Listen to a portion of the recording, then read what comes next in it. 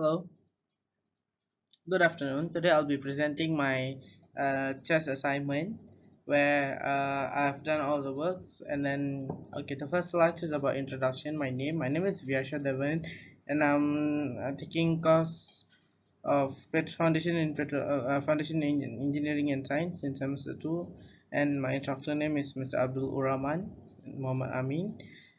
Uh, okay. On our first slide, we have like introduction about my background where when I started playing chess and all that stuff. Actually, when I started playing chess when I was 8, and I don't play chess often, and I'm an intermediate player where I've played chess in MSST and MSSPK when I was in my secondary school. I believe like chess is not an easy thing to learn, and it's a lot of fun when you learn it. You might find that a little practice, you could even become a competitive player.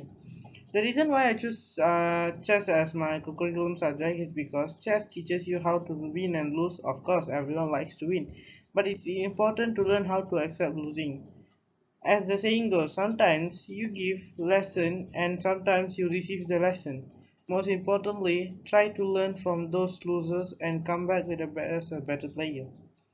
Just as in life, we need to get back when confronted with failure and come back stronger and wiser. Winning with a grace is an important character trait that chess can teach a person. That's the thing why I joined chess curriculum. Yeah, coming to the main point, where the topic given was the like few types of time control, which are standard, rapid, blitz, and bullet. And we're not gonna see bullet here. We only see standard, rapid, and blitz time. Okay, standard means standard for the standard time control. Standard time control for each game should be like 100 minutes for like first 40 moves and 50 minutes for the next 20 moves. Then 15 minutes for the rest of the game plus the additional 30 seconds per move starting from move 1. This is from the FIT website, which states that a certain amount of moves we have set amount of time. This is only for the World Championship. For tournaments, it usually range from 1.5 hour, 1.5 an hour, uh, to depending on the tournament. Okay, let's continue the rapid. Okay, rapid time control for each player in a game of rapid chess are, according to the field, more than 10 minutes but less than 60 minutes. Rapid chess can be played with or without time increment for each move. When the time increments are used, player can automatically gain, for instance, 10 more seconds on the clock after each move. When the time increment are used, the total time per player for a 60 move game must be more than 10 minutes but less than 60 minutes. Rapid chess was called an active chess by FIDE between 1987 and 1989. For the FIDE World Championship, each player has 15 minutes plus 10 seconds additional per move starting from move 1. Okay, last but not least, please. Time control for each player in the game please just according to the feed 10 minutes or less per play. This can be played with or without an increment or delay per move, made possible by the adoption of digital clocks. 3 minutes with 2 seconds increment is preferred. And then in case let's say just in case time, the total time player per player for 60 moves must be 10 minutes or less than, hence averaging 10 seconds or less per move. For the fifth World Blitz Championship, each player has 3 minutes plus 2 additional seconds per move starting from move 1. That's all. Now let's move to the next slide. Okay, next slide is about touch move rule.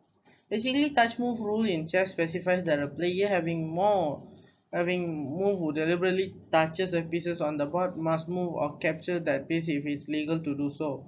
If the player's piece was touched, and it must be moved if the piece has legal move. If the opponent's piece was touched, it must be captured, and it can be captured with a legal move.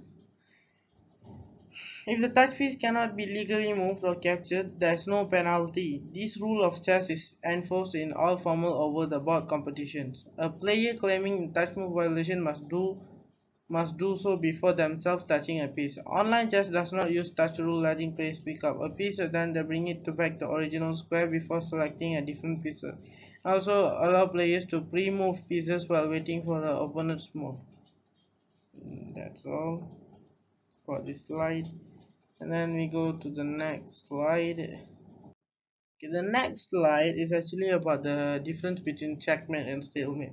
Stalemate is basically the idea of draw, where one of the player cannot move, because it's like cannot move, like it's like they have no chance to move anyway. We don't call it as a checkmate. We call it a stalemate. Okay, checkmate is achieved when one player corners the other player's king. For checkmate to occur, neither the king nor any other pieces can be moved without creating a check. The person who achieves checkmate wins the game. The stalemate occurs when the person wins the game. Whereas the stalemate occurs when one player is not in check but has no legal move to make with any other pieces. Stalemate ends in a draw, which means a tie, in which there is no winner. Checkmate ends the game with a clear winner, again, while stalemate ends in a draw or tie. Checkmate requires one player to be in check and unable to move out, while stalemate requires the player not be in check. Both checkmate and stalemate require one player to unable to make any legal move. That's all. Okay, and then okay, these are my games so far that I played on lasers.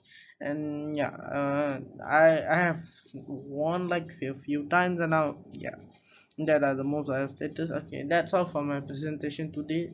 Hopefully I have explained everything properly and well and clearly, and that's all for today. Thank you so much.